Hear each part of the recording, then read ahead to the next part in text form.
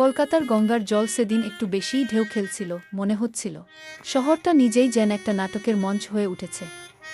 একদিকে নৌকায় বসে মোদিজি, মুখে চিরচেনা হাসি, যেন গঙ্গার স্রোতের সঙ্গে রাজনৈতিক বার্তা ভাসিয়ে দিচ্ছেন।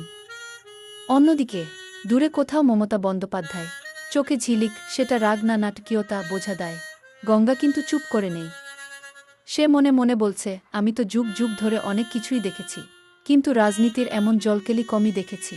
মাঝিরা বৈঠা চালাতে চালাতে ভাবছে, এই বৈঠা কি নৌকা চালাচ্ছে না রাজনীতির হাওয়া? মোদিজি হয়তো ভাবছেন, দেখো গঙ্গার বুকে বসেই উন্নয়নের বার্তা। আর মমতাদি হয়তো জবাব দিচ্ছেন, গঙ্গা আমার, কলকাতা আমার, নাটকও আমার। দুই পক্ষের কথোপকথন যদিও সরাসরি শোনা যায় না, কিন্তু বাতাসে ভেসে বেড়ায় রাজনৈতিক কবিতা। এদিকে দর্শক, সাধারণ মানুষ, ঘাটে দাঁড়িয়ে কেউ মোবাইলে ভিডিও করছে, কেউ চা খেতে খেতে বলছে, রাজনীতি এখন পুরো সিনেমা হয়ে গেছে। একজন বৃদ্ধ তো বলেই ফেললেন, আগে গঙ্গায় পুজো হতো, এখন প্রচার।